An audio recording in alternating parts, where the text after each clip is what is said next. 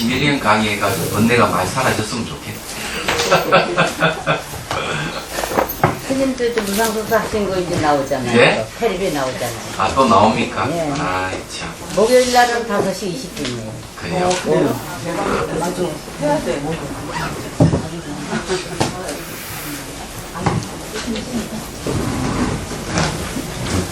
346페이지 한량없는 총법에 반영하는 것. 만일 한량없는 열의 교법과 한량없는 법구와 문자와 한량없는 최후의 지혜가 비추는 바를 한 덩어리로 삼음에 반영하여 자기하고 사유하되 받아들이고 생각하며 이르러 반영하지 않는다는 마땅히 알아야 하리니 이것은 한량없는 총법에 반영하는 사마타 이파산나라고 이름한다. 한량 없다 하는 건 한계가 없다는 거죠. 어떻게 보면 양이 없는 거니까 어떤 그 수량이라든지 양이 없다는 거죠. 한량 없다 하는 거는요. 이 한량 없는 총법에 반영한다. 이제 총법이라고 하는 거는 총체적인 법, 궁극적인 것이죠. 한량 없는 총법에는 궁극적인 겁니다.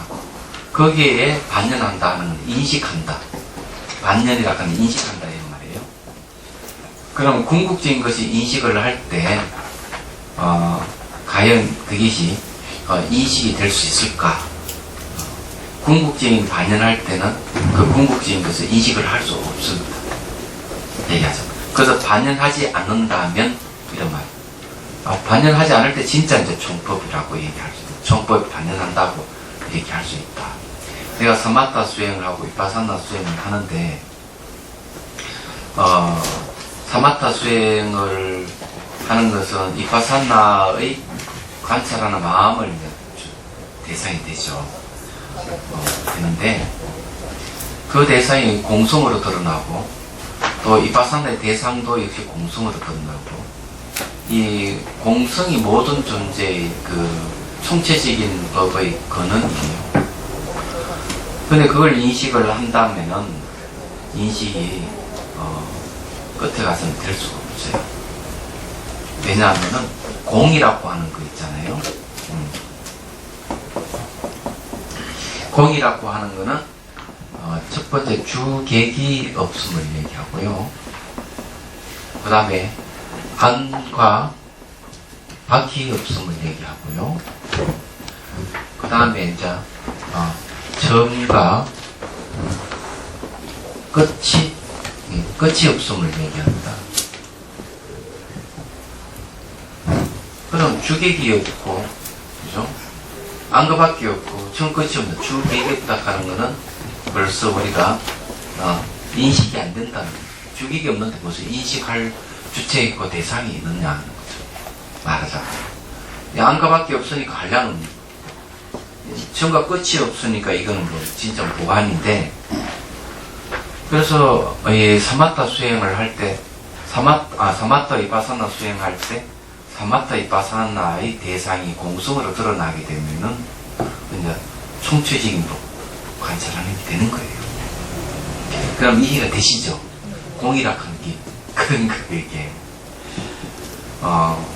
그리고 이제 또 하나 얘기는 사마타 이파사나 쌍수하는 단계는 어느 때부터 쌍수를 하느냐 하는 게 있어요. 사마타와 이파사나 쌍수 같이 딱 간다. 사마타는 한 대상에 집중하는 거고 이파사나는 대상을 분석을 하는 것이잖아요. 대상에 집중해서 고요함을 얻는 점정, 분석에서 진실을 아는 그 지혜, 이 선정과 지혜가 하나가 될 때 이제 우리 깨달음이라고 이렇게 얘기를 하는데, 그럼 이것이 상수는 언제 때부터 상수를 하느냐 하면은 십신, 십주, 십행, 십회항까지 가요. 그래 십회항에서 초지까지 가는 데에서 사가행을 닦아요. 네 가지 이제 가행을 닦는 거죠. 그때 쌍수하는 겁니다. 그 다음에 초지부터는 상수예요. 초지, 이지, 삼지 쭉 해가지고 십지, 불지 이렇게까지 다 쌍수예요. 지관 상수란 말이에요. 얘기하다. 그러면 현재 우리가 이게 공부하는 내용으로 보면은 같이 나오잖아요, 이게요. 전반부터 입어서 같이 묶어서 같이 얘기되고 있다 하는 거는 이거는 이제 적어도 초지부터 십지 그 사이에 우리 수행을 이제 얘기할 때 사마타 이빠사 쌍수를 들어서 얘기를 한다는 것을 얘기를 하는 거죠. 제가 판단하기는 그래요. 왜냐하면 이 분별 육아품 내용 자체가 이 뒤에 이제 다음에 또 이제 그 단계가 나오거든요. 또 분별 육아품이 많긴 많다. 지바람밀타품도 있지만은 되게 십지를 얘기합니다. 십지. 그러니까 이 십신부터 십피안까지 얘기를 안 하고 초지부터 십지를 얘기를 하죠. 그 다음에 이제 북지가 들어가니까 그런 내용. 그러면 기본적으로 지간 쌍수에 대한 얘기다 이렇게 생각하고 받아들이면 쉬울 거예요. 제가 오류가 있으면 얘기를 했어. 그래서 이게 총체적인 총법 반영한다는 총체적인 것은 총체적인 것 부분이 아니죠. 뭐 총체적인 것을 하나로 다 묶었다는 얘기죠. 그럼 여기 이제 세 가지 한량이 없는 것에 대해서 원칙 소에 대한 얘기 한번 들어보죠. 자, 본문에 세 단락이 있다. 제일 밑에 원칙 소 1번이에요. 먼저 해석하고 다음에 가려내면 나중에 결론 맺는데 해석함에 있어서 한량 없는 열의 교법 등을 반영하여라는 이것이 세 가지 한량 없음을 반영하여 한 덩어리로 삼고 자기하고 사유함을 한량 없는 총체적인 것이라 이름함을 밝힌다. 자, 이게 한 덩어리를 삼았다는 거죠. 세 가지 한량 없음을 첫째 한량 없는 열의 교법을 반영한 것이다.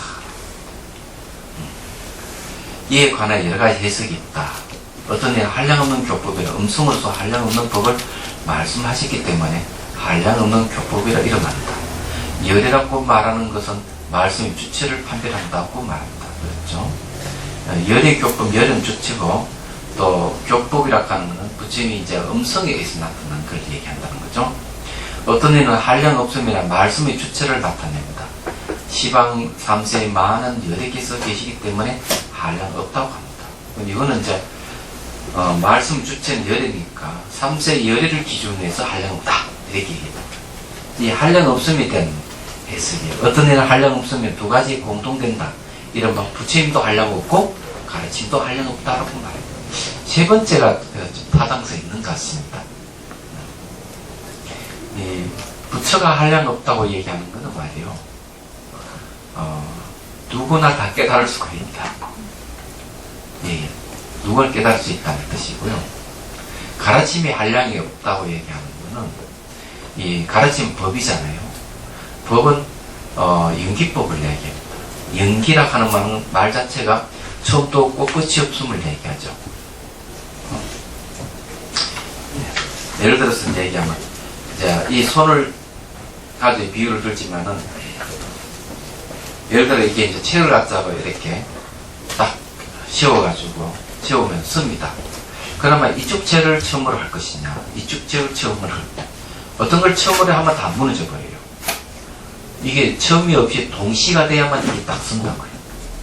이 삼라만상 우주도 이 형상을 이루고 있는 이 세계는 서로 상호 의존해가 동시성을 얘기하지 처음과 끝이 없음을 얘기합니다. 그래서 조기경견에 이 얘기를 분명히 하고 있는 거예요. 어느 외도가 사리불 존자인가 한번 찾아와가지고 이 우주의 주인은 누구? 누가 만들었습니까? 이런 질문을 했을 때 사리불 존자가 갈대 묶음 3개 묶음을 탁 해가지고 얘기를 하는 거예요. 하나가 쓰러지면 2개가 쓰러지고 2개가 쓰러지면 하나가 쓰러진다. 그래서 이 갈대 묶음 3개가 서로 의지하고 있듯이 이게 누가 만들었다든지 뭐 우주의 주인이라든지 그런 건 없다. 이게 평등입니다. 동시성을 얘기하니까. 그런 걸 우리가 한량도 교법이 한량 없다 하는 것은 진리 그 자체는 처음과 끝이 없음을 얘기를 하는 거죠. 그래서 불교는 무시무종을 얘기합니다. 처음에 창조가 있고 종말이 있음을 타 종교에서는 얘기하는지 모르지만 불교에서는 애초 처음부터 무시무천이에요. 처음부터 끝이 없음을 얘기를 하는 거죠. 그런 것을 이제 얘기를 한다면은, 사람은 죽으면은 끝난다 하는 생각이라든지, 이런 생각 버려야 돼요. 진리에 입이 되니까. 그리고 또 하나는 뭔가 하면은, 내 죽고 난 뒤에도 내 영혼은 그 자체로 영원하다 하는 생각도 버려야 됩니다. 상호 의존해서 한량 없다는 것이지, 개체로서 독립된 개체로서 한량 없다는 얘기는 아니에요. 영원하다는 그런 얘기는 아니다. 그렇기 때문에 우리 이 영혼이라고 하는 것은 죽어서 끝나는 게 아니다. 상호 관계성을 가지고 존재하기 때문에. 그래서 단멸이 아니고, 또 그 자체가 하나로서 영원한 게 아니기 때문에 관계 속에서 영원하기 때문에 상속해 간다. 그러게 우리는 다음 생에 태어날 때 이 생이 여자라면 다음에 남자, 이 생이 남자라면 다음에 여자, 이렇게 바뀔 수가 있다. 성별이. 그래도 이 생이 이 인간으로도 다음 생은 축생으로 태어난다. 다른 쪽으로 바뀔 수가 있는 거죠. 얘기하자면. 그렇다고 해서 바뀐다 하더라도 그 존재가 없어지는 건 아니다. 이게 그런 걸 이제 얘기를 할 수가 있는 거죠. 그러니까 한량 없음을 우리 이제 우리 마음에다가 영혼에다가 빗대서 이야기하자면 그렇다는 거죠. 다른 이 물질적 현상이라든지 모든 존재도 마찬가지예요. 자, 둘째, 한량 없는 명칭, 문구, 글자 등은 소리에 의지해서 나타내어진 명칭, 문구, 글자이다. 부처님의 한량 없는 열의 교법 가르면 열애께서 말씀하신 거고, 말이죠. 음성을 말씀하신 거고, 그 음성을 말씀하신 게 어느 문자로 나타난 게 명칭, 문구, 글자라는 거죠. 그래서, 그러면은, 같은 교법을 얘기하죠. 그렇죠. 열애 교법이나, 한량 없는 열애 교법, 한량 없는 법고와 문자와 한량 없는, 이것도 전부 다 똑같은 교법에 대한 얘기입니다. 그러면 한량 없는 최후의 지혜가 비추는 바라는 뭡니까? 그것도 교법을 얘기합니다. 그래서 세 가지 다 교법을 얘기하는데, 왜, 교법을 하나만 얘기하면 되는데, 세 가지를 나눠서 얘기했느냐. 이 문제겠죠? 자, 셋째, 한량 없는 최후의 높은 지혜로 갖추고 아는 것이 난, 관찰의 주체인 지를 들고, 관찰의 대상인 가르침을 판별한다. 다 그러면 결국, 이 셋째는 교법을 판별한다는 거네요. 자, 이걸,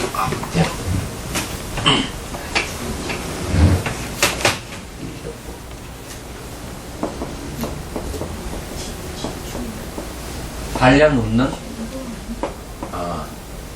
열애의 교법, 그 다음에 이제 한량 없는 문구라든지 법구상,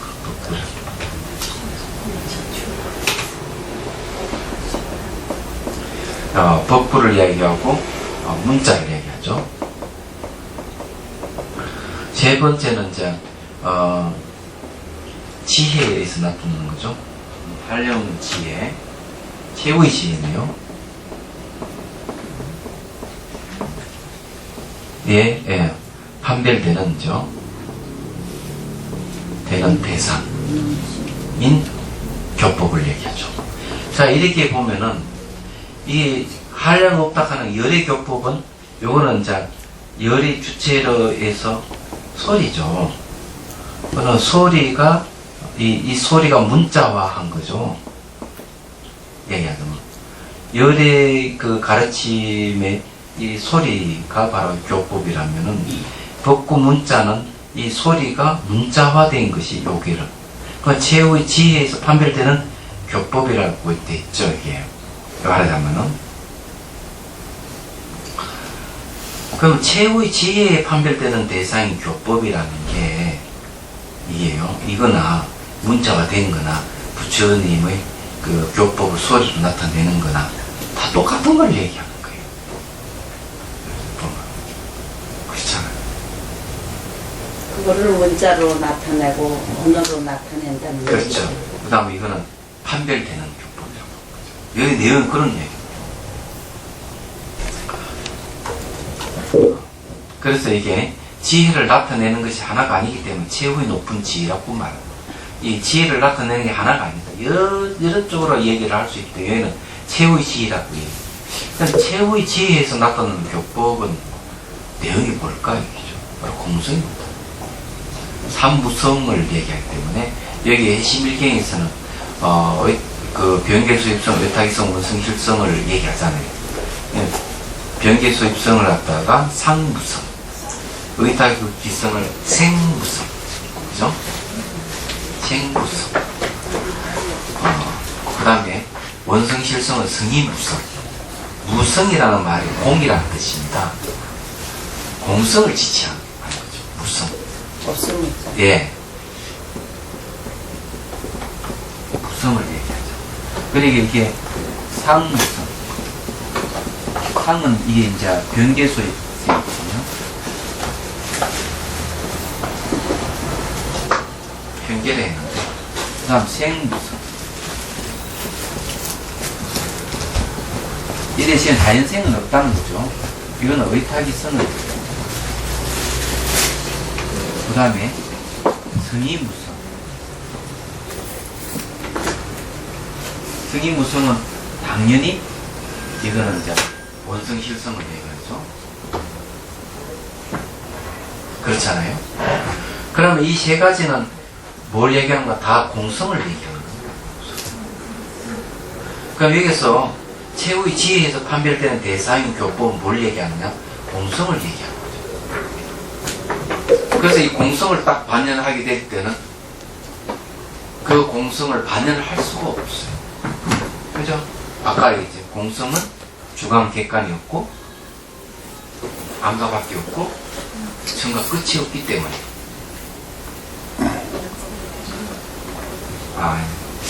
이렇게 얘기하면 어려우니까 제가 쉬운 얘기를 할게요. 지금 제가 얘기하는 걸 안 들으면 천추의 한을 남길 거예요.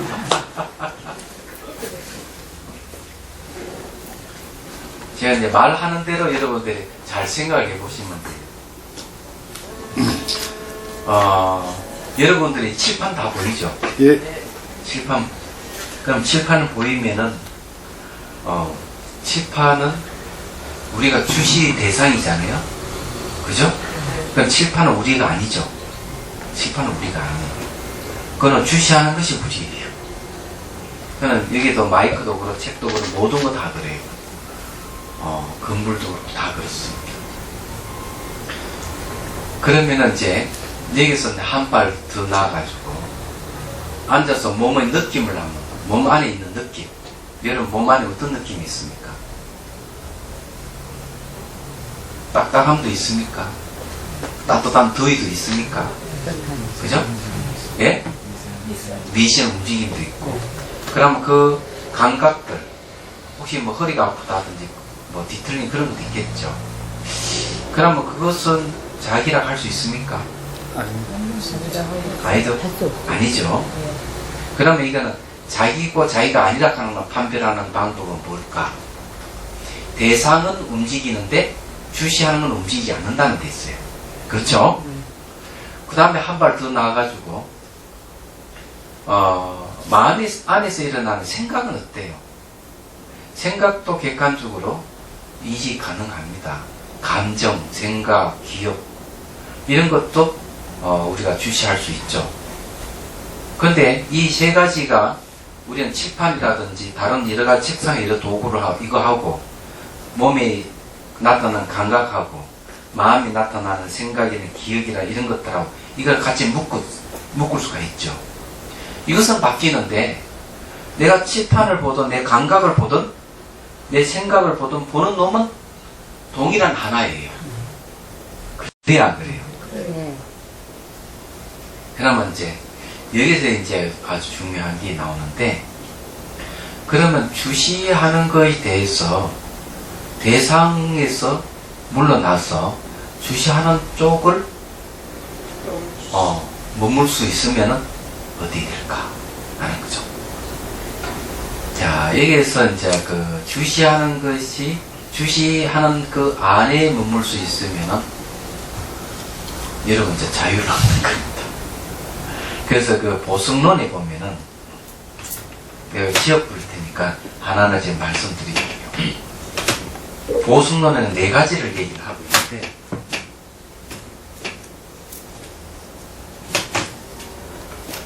이 첫 번째는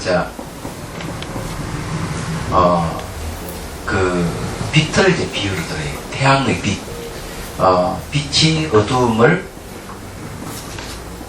없앤다. 이거는 거울, 이거는 무분별의 거울입니다.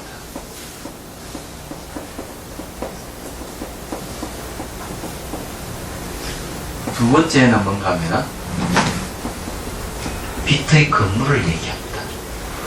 요거는 한의 거울이에요. 이게 무분별의 거울, 한의 거울은 주석입니다. 그럼 이거 빛의 건물은 뭔가 하면 여기는 바로 알을 얘기합니다. 대상에 대해서 저기 무엇이다 안다. 어떻게 하는 한이라고 아는 거예요. 이거는 분별 없이 비추기 때문에 이 한이 비출 뿐이지 대상을 아는 단계는 아니에요. 세 번째는 뭘 얘기하는가 하면 빛의 청정을 얘기합니다. 그 빛의 청정이라 하는 건 이거는 공의 거울입니다. 주석을 달면. 그래서 이제 이 거울을 갖다가 주시자로 바꾸죠. 주시하는 자로 바꾸죠. 내가 사물을 보긴 보는데 분별 없이 그 주시하는 거죠. 환의 거울은 뭔가 하면 전체를 다 쫙 비춰보는데 대상이 매 순간 변화가 일어나고 사라지는 걸 지켜보는 거예요. 지켜보면 그걸 알긴 알아요. 그러니까 빛의 건물이라. 그게 의식의 스펙트럼이라듯이 빛의 스펙트럼이에요. 이게 얘기하잖아. 쫙 지금 알긴 나는데 이 알이 어떤 알이 무분별 알입니다. 얘기하자면. 그런데 이제 공의 거울이 빛의 청정이라 하는 것은 뭘 얘기하는 거예요? 빛을 비추는 그 빛 자체가 비어있다는 거죠. 청정하다. 그래, 거울 있잖아요. 이 거울은. 요 거울이 지금 주시자를 했죠. 주시자. 요 공의 거울도 주시자입니다. 자, 이 말은 뭔가 하면, 자, 한번 보십시오. 이쪽 편을 한번 보십시오. 뭐가 보이죠? 네?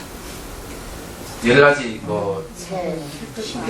많이 보이죠? 네. 그죠? 그럼 이쪽 편은 뭐가 보이죠? 다르죠? 그죠? 위쪽은 보십시오. 또 다르죠? 왜 세 군데 다 다를까요?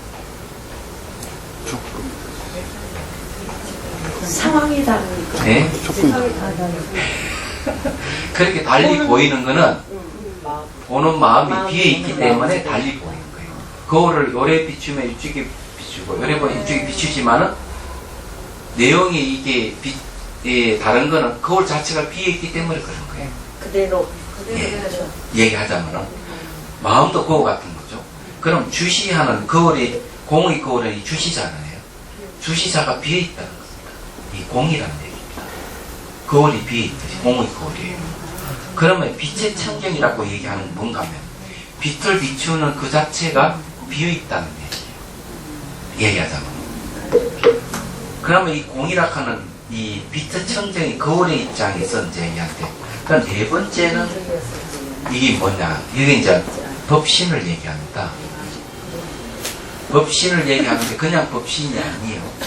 보면은. 여기는 일미라고 얘기합니다. 일미. 한 맛이다. 이렇게 이제 또는 보니까 등미라 하는 말도 있더라고요. 평등한 맛이다. 이런 얘기를 해요. 보성론에서. 그래서 이게 뭔가 했더니만 1번, 2번, 3번 다 합쳐서 네 번째가 다 기결되는 거예요. 이게 법신이라보다는 제가 보기에는 이걸 진짜로 바꿉시다. 법계라고. 법신이 아니고 법계입니다. 그러면은 다시 자기가 주시한 이 마음이 청정하다. 비어있다. 비어있는 입장 이 세상을 다시 봤을 때 이 세상은 둘로 나눠진 게 하나도 없는 거예요. 하나예요, 그냥. 그 여기는 보는 것도 없고 보이지는 대상도 없고 요 경계가 뭔가 하면은 네 번째 단계예요.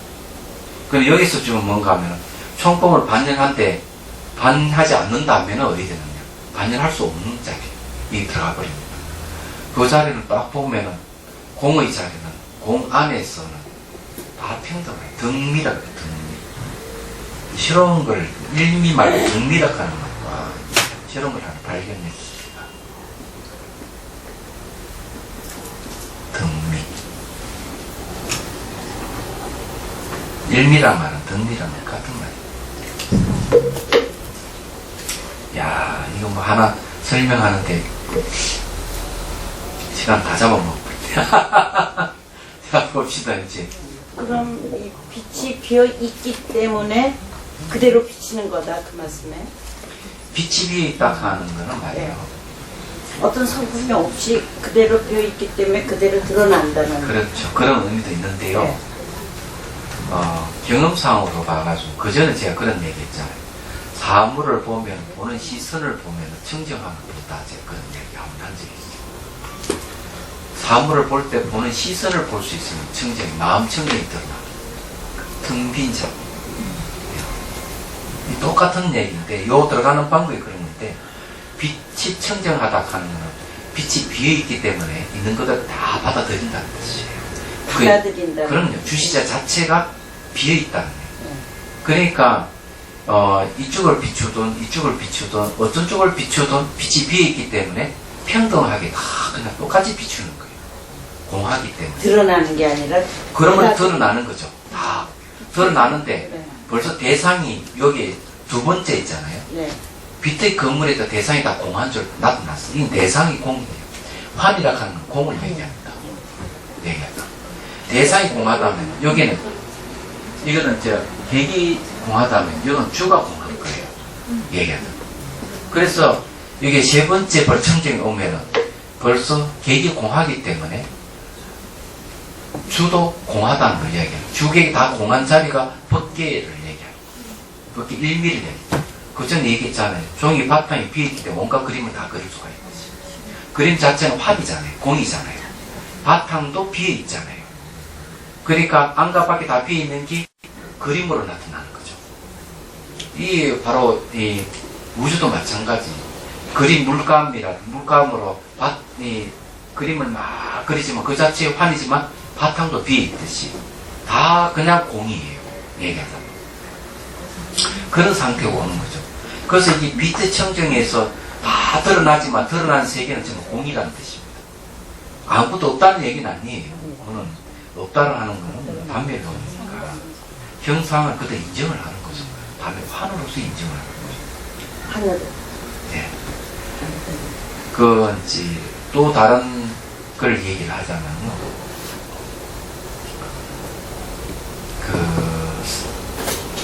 깨달으신 분이라고 하시는 분들, 또는 뭐 소위 수행이 높고 큰 스님이라고 하는 분들, 그분들이 그림을 그리거나 글씨를 쓸 때 아름답게 안 느껴져요. 그런 게 있거든요. 그런 분들은 진정한 아름다움이 무엇인지 아는 분들이에요. 이 세계가 환인 줄 알면 아름다움을 아는 겁니다. 환이 아름답다 아는 거예요. 근데 우리나라만이 아니고 이 수행력이 높거나 깨달으신 분들은 뭐를 글을 쓰거나 뭐를 다 아름답게 나타나요. 아주 미적 감각이 탁월하다는 거죠. 우리나라만 그런 게 아니고 티벳도 그렇더라고요. 얘기더라고요. 예술적인 어떤 예술의 경지가 나타나는 거죠. 얘기하죠. 일본도 그렇고 중국도 그렇고 어디든지 그런 겁니다. 그래서 이게 이 공성에 대해서 환의 환성에 대해서 좀 알면은 여러분들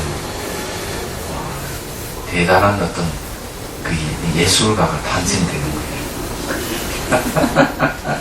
정말 자, 또 봅시다. 성유신론 제9권에 의하면 차례로 해석하기 때문에 채우라고 이름한다고 합니다. 어째서 이 세 가지의 한량없음을 한 덩어리로 삼는 것을 말하는가? 이것은 관찰의 대상이 교법을 밝힌 것이다. 결국 한량은 총법 이 세 가지 다 관찰 대상을 얘기하는 거죠. 그게 교법이라는 거죠.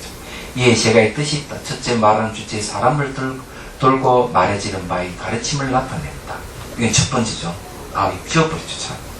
그건 열의 교법을 얘기합니다. 그 다음에 둘째, 명칭, 문구, 글자를 말하는 것은 가르침 자체를 바로 드러낸다.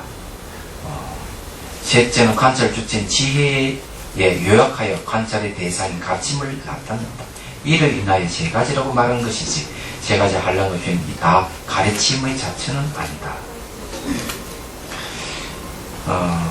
그런데 여기 이제 뒤에는 제가 읽어보니까 이건 안 봐도 될 것 같아요. 그냥 넘어갑시다. 이건 여러분 그냥 읽으면 돼요. 그 위에는 지금 뜻이 다 드러나 버렸어요. 제가 다 한번 읽어봤습니다. 이 길기 때문에 이거 무슨 내용을 담고 있는가 하기 때문에. 자, 17번 경문 올라갑니다. 다섯 가지 공덕을 반영하여 얻는 사마타와 이파사나. 자시보살이 다시 부처님께 말 어찌었다. 세존에서 무슨 기준으로 보살이 총법에 반영하는 사마타 이파사나를 얻는 것을 이름합니까? 자, 이게 무슨 기준으로, 기준이라 하는 게 있는데, 수행을 하다 보면은, 이제, 총법을 반영해서 사마타 이파사나 경지에 이르렀을 때, 이 총법에 반영하는 사마타이다, 이파사나 하는 기준이 있을 것이다. 그게 뭔가 하면 다섯 가지가 있는 거죠. 다섯 가지 공덕이 나타난다는 겁니다. 그래서, 부처님께서 자시보살에게 말씀하셨다.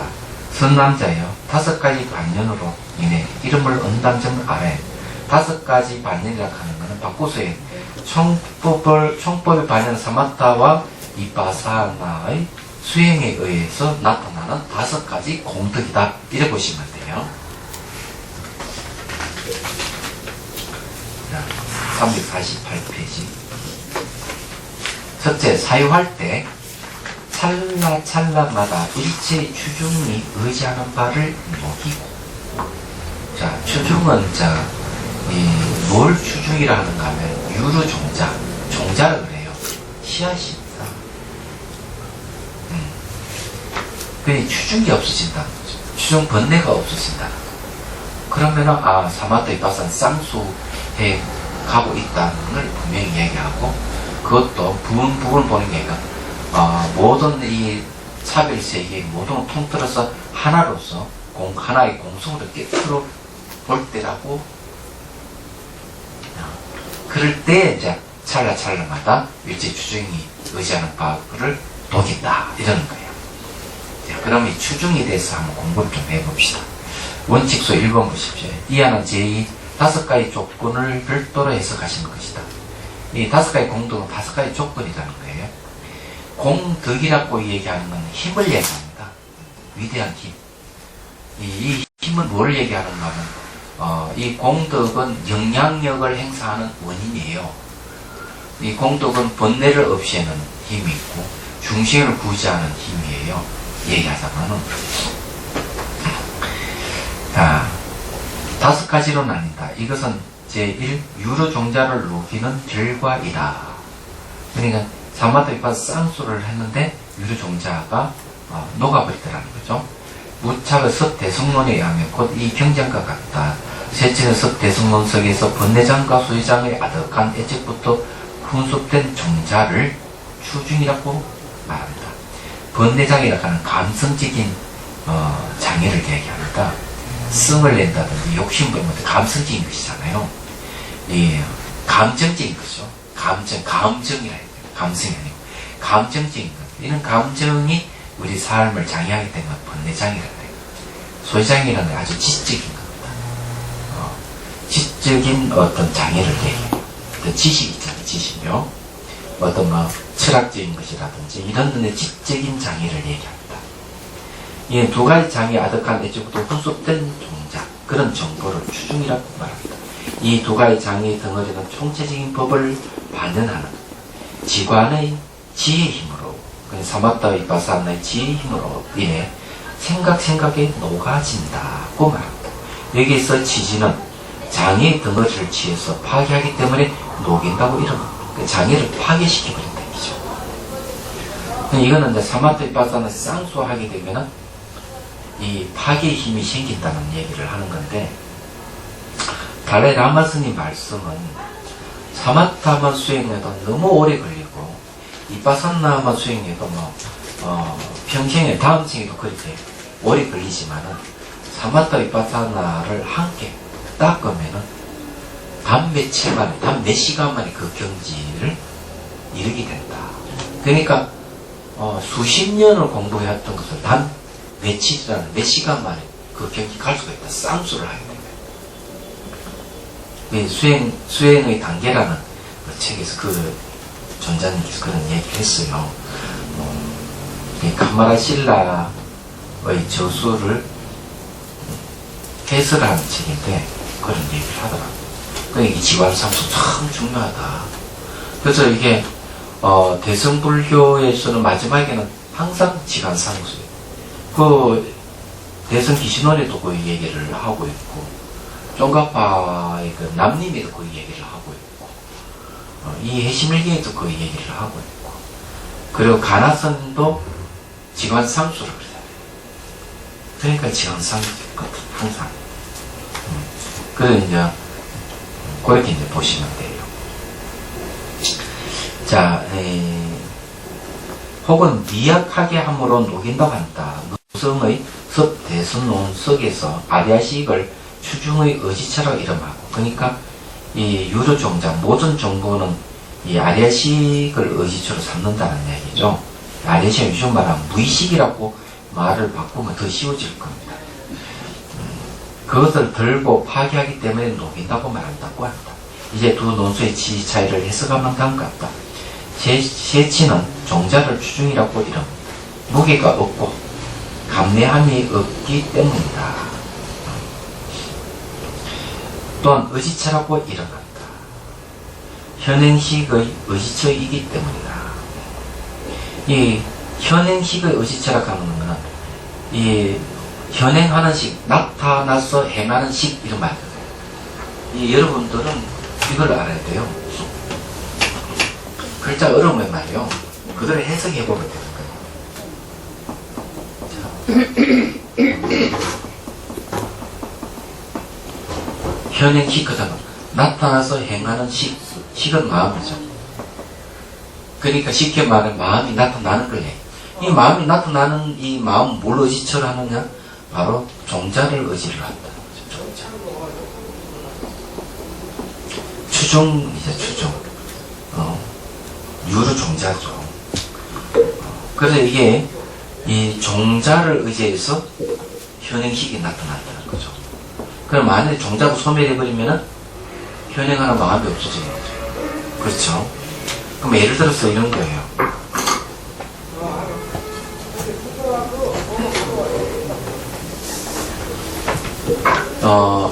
장안의 큰 도둑인데 이 도둑을 전문하는 이 도둑놈이 날마다 이 도둑질 하면서 즐거움을 삼는 거예요. 네. 그런데 어느 날 담을 담는 가다가 흠상부전 놈을 탁 만난 거예요. 흠상부전 놈을 만나가지고 깜짝 놀라가 도망쳐 나왔는데 그 흠상부전 놈이 누군가 하면은 자기 자신인 거예요. 들어가서 거울을 보고 그만 거울에 비친 자기를 보고 그만 깜짝 놀라 도로 도망쳐 나온 거예요. 그때부터는 이제는 도둑질을 할 수 없게 되는 거예요. 하는 것마다 자기가 알아차리게 되는 거예요. 거울을 한번 보고 뭐 도둑질을 하면은 도둑질을 하는 모습을 자기가 보는 거예요. 보는 놈이 생겨버린 거죠. 그러다가 그 즐기던 도둑질도 못하게 돼요. 그게 뭐가 없어져버렸습니까? 종자. 도둑질은 종자가 없어져버린 거예요. 도둑질할 마음이 안 생기는 거죠. 네. 근데 거울이 뭐냐면은 바로 거울 역할하는 게 바로 명상 수행입니다. 수행을 하다 보니까 그게 없어버린 거예요. 추종 번뇌가 없어버린 거예요. 도둑질 수행했네요.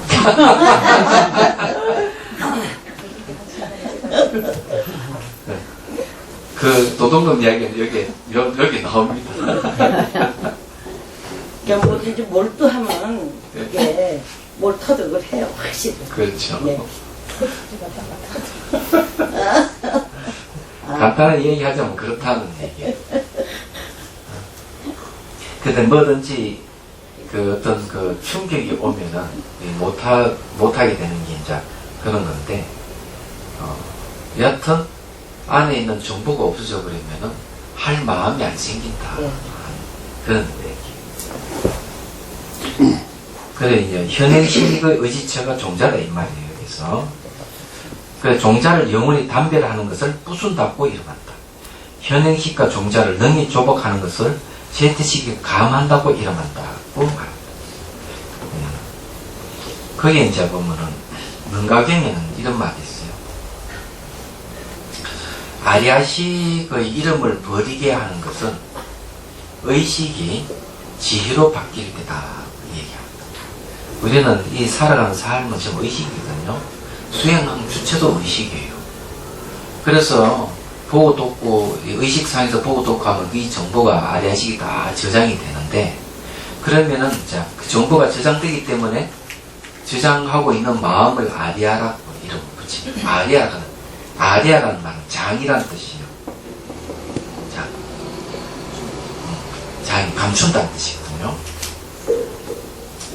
야, 그렇게 이제 아리아식 이름 부르는데, 이 수행을 통해서 의식이 지혜로 바뀌어버리면은 보고 듣고 하는 모든 정보가 아리아식에 쌓이지를 않는 거예요. 얘기하죠.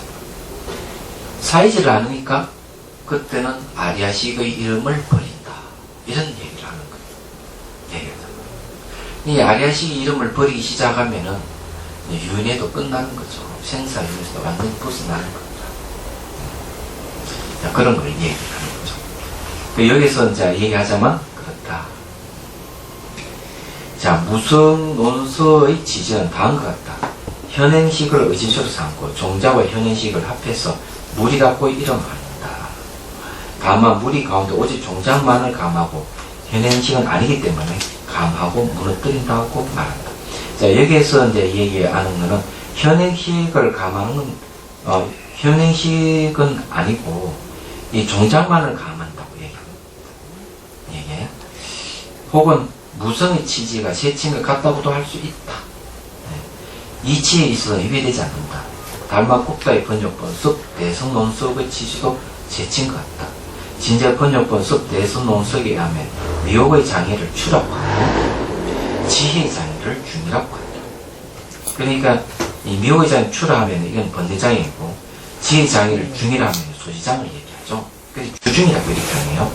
근본식 안에, 근본식이라고 아리아식이죠. 안에 청정하지 못한 모든 훈습의 종자는 이 두 가지 장애가 의지하는 법이다. 그러니까 모든 종자는 추중이라는 얘기예요. 추와 중에서 벗어나는 게 없다. 예, 감정적인 거와 이지적인 거, 이 두 가지 번뇌에서 벗어나는 게 없다는 정보라는 게, 첫 찰나를 차제도로 삼고 두 번째 찰나를 해탈도로 삼는다. 찰나 이랬을 때 첫 번째는 차례라 하는 거는, 차제는 차례죠. 차례의 길이죠. 발로 올라가는 길인데, 두 번째 찰나에서 해탈도가 되면 뭐 어떻습니까? 그 길은 완전 속바에서 벗어난 길로 삼는다는 거죠. 그래서 첫 찰나에 현재의 미혹을 부수고 소멸하게 되면 제2 찰나에 미래의 미혹을 막아서 생겨나지 않게 한다. 이 현재의 미혹을 부수고 소멸하게 되면 그 다음에 미래의 미혹이 없어져버릴 거예요. 미래의 미혹이 없었다 하는 거는 종자가 없었다. 종자가 소멸해버리니까 더 이상 미래의 그 미혹을 일으키면 그게 없는 거죠. 고한다. 이 문장의 증거에 의해서 각 십지지마다 역시 번뇌장을 끊는다. 십지지마다 번뇌장을 끊는다는데, 초지도 번뇌장 수장이 있고 2지, 3지 쭉 다 있어요. 그러니까 이 십지지마다 끊어가는 거예요. 근데 여기서 말한 거는 지금 현재 이 추석들 하자만 이 내용은 사마타 이빠사 쌍수하면서 일어나는 경계를 얘기를 하고 있는 거예요. 그렇게 생각하시면 돼요. 자, 첫 번째 이제 공덕이 나타났죠. 총법을 반영했을 때. 두 번째 본문을 보십니다. 둘째는 가까이 생각을 떠나 범락을 얻어 즐기고 법의 즐거움, 법에 대한 즐거움이 생긴다. 여러분, 이 범락에 대해서 얼만큼 이해하고 있는지는 잘 모르겠네요. 저는 날마다 범락을 즐기는데, 법문할 때마다 범락을 즐깁니다. 법문 안 할 때는 범락이 안 생기는데, 아직 경계가 약해가지고, 이 법문할 때는 법에 대한 즐거움이 생겨요. 이 범락인데, 여러분들도 그런 즐거움을 한번 느껴봐야 돼요. 이 낙은 도대체 어떤 것이냐. 제가 아까 그런 얘기를 했죠.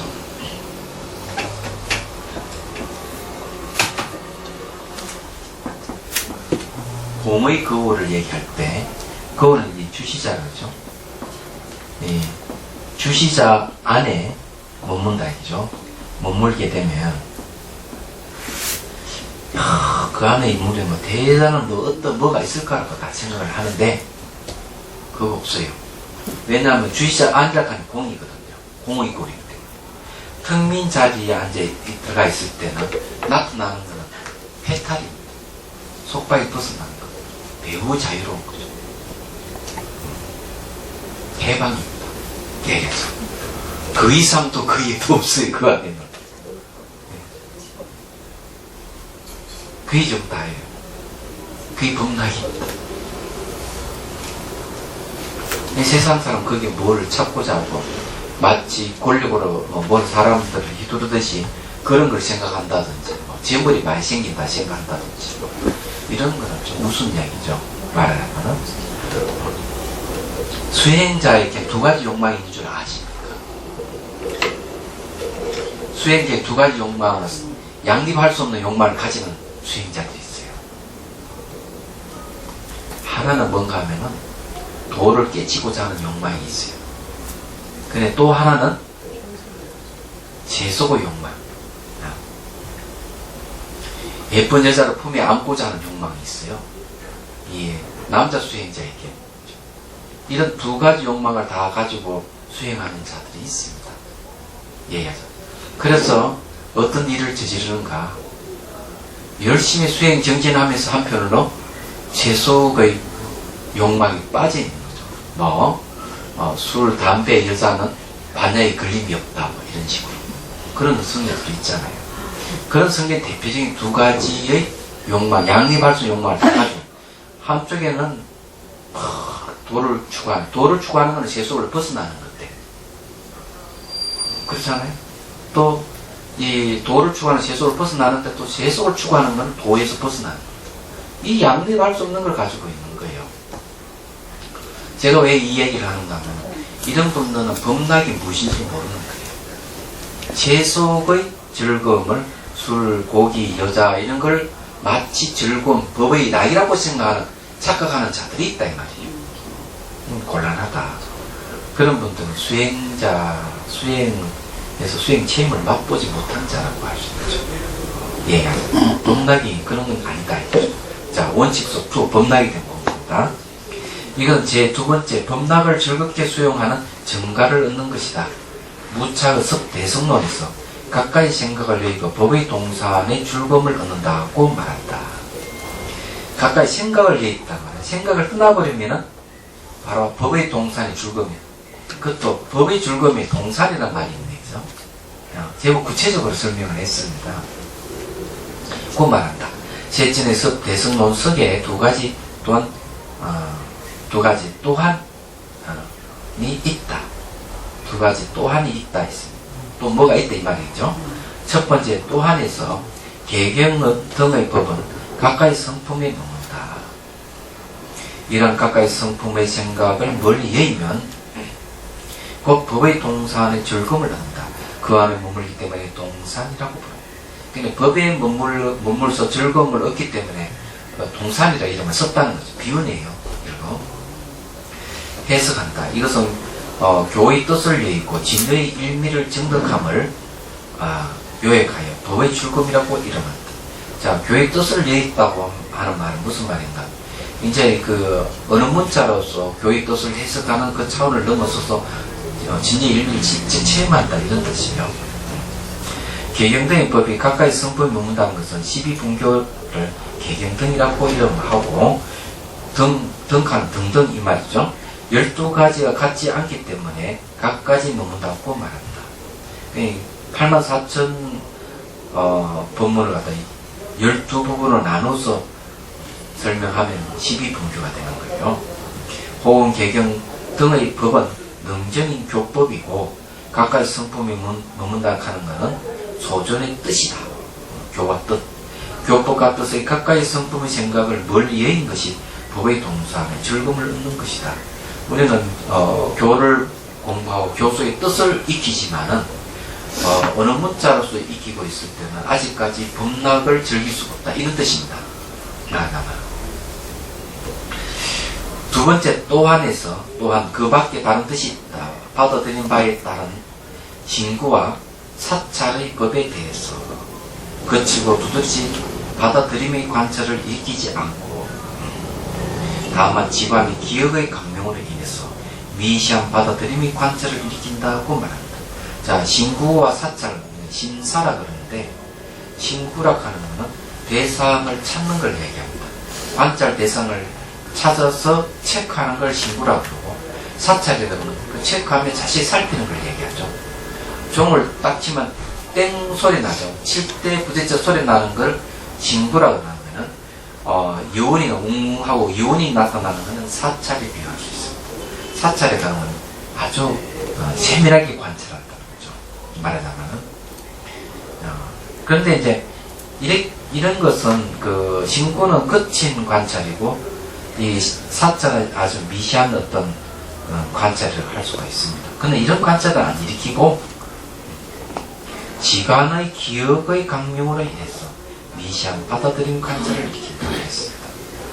자, 기억의 강명, 기억이라 하는 건 염이죠. 염의 강명이죠. 염. 이게 그 샵디 알아차림이 매우 중요한 이유가 여기에 있습니다. 우리는 그 수행을 잘못하는 사람들이 표본이 뭔가 하면은 망각하는 거예요. 그 제 사제가 대표적인 예인데 송강사에서 그 사제 3년 동안 수순사에서 수행을 했어요.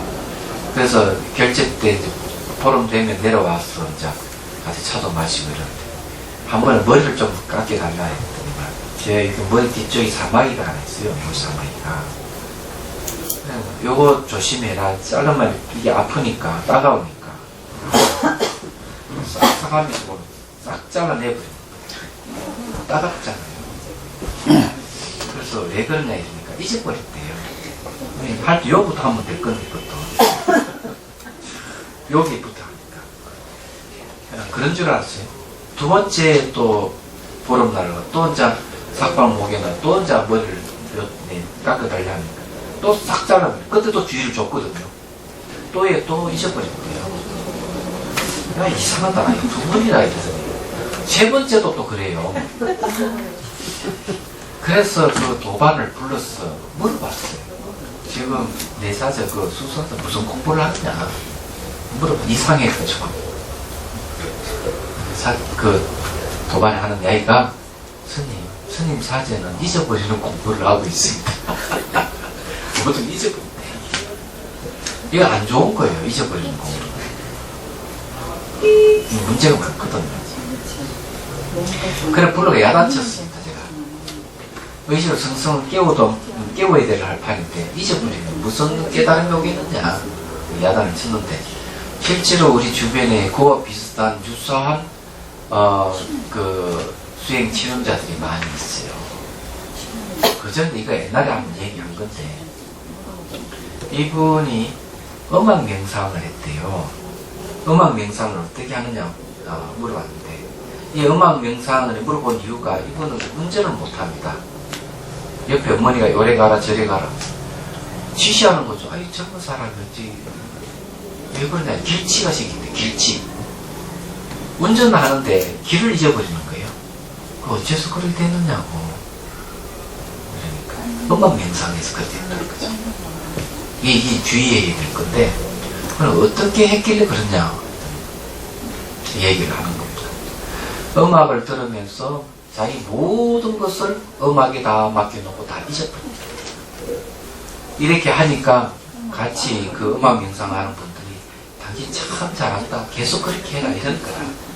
이번 계속 그래 해버리니까 이제 건망증이 생긴 거예요. 건망증이 길이 들기 시작하면 뭐 술을 마셔서 알코올 치매가 걸린 것도 아니에요.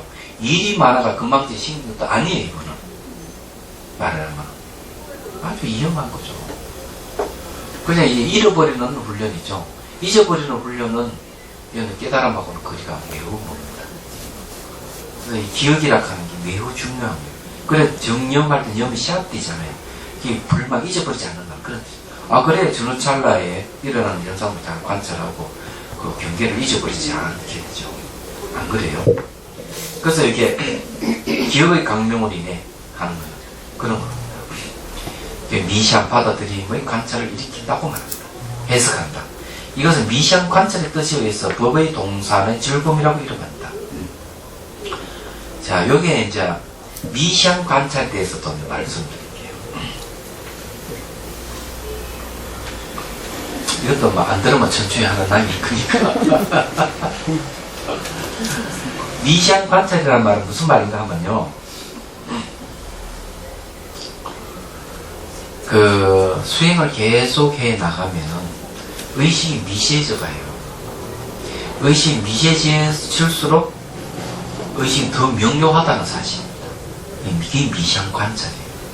그럼 의식이 미시해지고 더 명료해지면 해질수록 공성을 깨달을 수가 있습니다.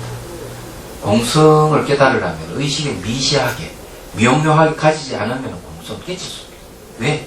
공성은 그만큼 찾아내기가 어려운 거예요. 포착하기 어려운 겁니다. 얘기하자면. 그래서 이 미시한 관찰은 그런 거예요. 그래서 그 기억을 잊어버리는 거를 자꾸 하는 건 명료성이 떨어지기 때문에. 그럼요. 이 기억이라 하는 것은 그 속에 알미 들어가 있습니다. 명료하다 하는 건 명확하게 안다는 알을 얘기하는 거예요. 그 일상생활에서도 이거는 잊어버려야 돼. 그런 생각이 드는 거는 그냥 잊어버리거든요. 네. 그럼 그게 나쁜 겁니까? 잊어버리는 게 다 나쁜 건 아니에요. 얘기하자면. 예를 들면 이건 쓸데없어. 기억 안 해도 돼. 이런 거는 그냥 딱 잊어버리려고 그러고 네. 잊어버리고. 그런 거는 뭐 괜찮아요. 괜찮지만 수행에 관계된 것은 그런 식으로 세속일이 아니기 때문에 곤란하다 얘기죠. 네, 수행에. 예. 잊어버릴 거는 딱 잊어버리면 참 좋잖아요. 네. 그런데 잊어버리지 못하기 때문에 술도 마시고 그러잖아요. 술 마시죠. 못 잊어버리니까 막 폭식을 하잖아요. 그 비만이 생기고 그러잖아요. 여자들은 못 잊어버리기 때문에 폭식을 하는 거고 남자들은 가음을 하는 거예요. 그게 스트레스거든요. 스트레스. 그런데 그런 걸 잊는다 해가 해결되는 건 아니에요. 뭐 세속에서 뭐 잊어버리자 뭐 이러면 간단히 되는 일이지만 사실은 그것은 궁극적인 해결책은 아닙니다. 분명한 사실은요. 그게 명확하게 그것이 무엇인지 아는 게 중요해요. 예. 근데 여기도 그런 거죠. 이것은 곧 다시 신구와 사찰이 있는 것 등의 세 가지 선정 가운데 두 번째 선정이다. 이른바 거치고 두드러진 받아들임의 관찰을 내리고 미시함이 있는 그 강명의 기억의 받아들임의 관찰을 이름하여 법의 동산을 응답고 한다. 이랬습니다. 이게 세 번째 선정 가운데 두 번째 선정이다. 이렇게 얘기를 하는데 이게 이제 신구 사찰을 가는 거는 초선정, 이선정, 삼선정 이럴 때 초선정에는 그 신구 사찰 다 있어요. 제2선정에는 신구가 없지만 사찰이 있어요. 세 번째부터는 이 신구 사찰이 없습니다. 얘기하자면. 그 세 가지 선정을 두 번째라고 이렇게 얘기했거든요. 그러면 이게 두 번째 선정에서는 이게 신구 사찰이 없다는 얘기입니다. 근데 선정도 보니까 청정도를 5가지로 나누는데 4가지로 나눈 데는 아마 두 번째는 신구 사찰이 없는 거라. 경전인 것. 4선정을 얘기할 때. 그렇지만 청정도 5선정을 얘기할 때는 두 번째 선정에서는 신구는 없지만 사찰이 있는 걸로 알고 있어요. 그럼 여기서 법의 강명, 이 범락이라고 얘기했을 때는 적어도 제2선정부터라고 얘기하는 거죠. 제2선정부터. 이 내용을 보니까 제가 판단해 보니까 그런 거. 되게 초기경전에서 이야기하는 거는 이 새끼 초선정부터 이제 말과 생각을 떠난다고 이렇게 돼 있거든요. 그런데 해시밀경 뒤에 보는 주위에 보니까 제2선정부터 어느 도단이 되고 멸진정에서 지명천멸이 된다 이렇게 얘기합니다. 그러면 범락이라고 얘기하는 건 적어도 어느 도단에 들어서야만 된다 이런 뜻으로 받아들여집니다. 어느 도단, 어느 길이 끊어져야만이 범락. 그런데 앞에서도 이게 내용을 보면 그런 이야기잖아요. 뭘 얘기하는가 하면은 앞에 그런 말이 나와 있습니다. 나와 있는 게 그 능전이 교법, 그러니까 능전이 교법이고 가까이 성도 몸다는 것은 소전의 뜻이다 이렇게 했는데 교법의 뜻의 가까이 성품의 생각을 멀리 여기는 것. 그래 됐어요. 그래 그 생각을 멀리 이런 생각은 신구와 사찰은 생각을 여야 되는 거예요. 그러면 그 다음에 오는 기본은 법의 동사는 즐거움 얻는다 했어요. 그러면 이제 좀 맞아 들어가네요. 슬쩍 더 넘어가고 오이 시간이 다 됐네. 다음에는 350페이지 셋째 한번 가겠습니다. 뭐 질문 있습니까? 그 안 좋았던 기억이 많이 있잖아요. 이제 잊어버리기 전에 네. 안 좋았던 기억에 대한 자기의 생각을 한번 분명하게 알고 지나가는 게 낫거든요. 그렇죠. 잊어버리는 거는요, 그냥 봉하는 것이죠. 없어지는 게 아니거든요. 그런데 이제 그런 것을 안 좋은 기억 이런 걸 어떻게 해석을 하느냐. 그게 매 순간 변하는 것이죠. 요게 우리 앞에 했듯이. 우리가 그물을 본다든지, 구름을 본다든지, 수나무를 본다든지, 이 보여지는 거하고 보는 거하고 구분을 할 필요가 있는 거죠. 얘기하죠. 그 다음에 내 몸의 안에 느낌이라든지 이런 거하고 느낌을 보는 거하고 느낌을 구분. 그 다음에 이제 가까이 생각이 나면 생각하고 그 생각을 주시하는 거하고 구분할 필요가 있고. 근데 안 좋은 기억도 뭔가 마음 안에서 일어나는 거거든요. 그것도 역시 객관적으로 볼 수 있는 것들이라고. 그러면 주시하는 건 안 바뀌지만 안 좋은 기억이나 이런 건 계속 바뀌는 거예요. 왜 바뀐다고 하는가 하면 안 좋은 기억이 떠오르더라도 또 누가 대화를 하다 보면 또 잊어버립니다. 그러다가 또 불쑥 또 올라오는 거예요. 이 말은 뭔가 하면 안 좋은 기억들이 올라갔다 내려갔다 반복을 하는 거예요. 그런 것은 무상하기 때문에 실체성을 갖고 있는 게 아니거든요. 허망하다는 거죠. 그래서 그것을 바르게 이거는 환이라고 인식했을 때 그것을 벗어나기 시작합니다. 예를 들어서 얘기하면 자비수관을 하신 분 중에서 40년 이상 우울증에 시달리는 분이 계시요. 이분은 어릴 때 성폭행을 당했어요. 성폭행을 당해가지고 결혼하고도 그냥 그 우울증에서 헤어나지 못했거든요. 근데 자비수관을 딱 하면서 어릴 때 성폭행한 장면이 드라마같이 그대로 쫙 객관적으로 나타나기 시작합니다. 근데 그걸 이제 지켜보는 거죠. 그걸 지켜보면 해서 그 다음부터는 우울증이 벗어나 얘기하죠. 자기 기억일 뿐이고 환영이라는 거죠. 지나가면서 돌아오지 않는 거, 미래는 오지 않는 거고, 현재 순간 매 순간 변하는 건데 내가 이걸 붙들고 있었다는 걸 알게 된 거죠. 그래 딱 아는 순간부터 그것을 벗어나 맞죠. 그래서 그게 무엇이라고 하는 건 진실을 바로 아는 게 중요해요.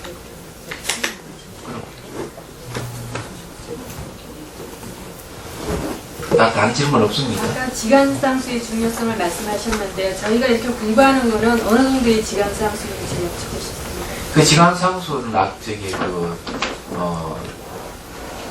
수행의 단계에서 얘기하자면은 십회양무에 가서 십회양무 경지에서 그 사가행을 닦아 나갈 때 지간상수를 한다. 이렇게 공부하는 거는 지간상수의 비율이 어느 정도 되는 거죠? 비율을 예, 이렇게 저희가 지금 공부하고 있는 게 지간에 가까운 비율보다는 그냥 함께 동시에 같이 닦아가는 걸 얘기하죠. 비율이 뭐 있겠습니까? 보면은 지간만 하기는 진짜 지만 하거나 간만 하기는 어려운 것 같아요.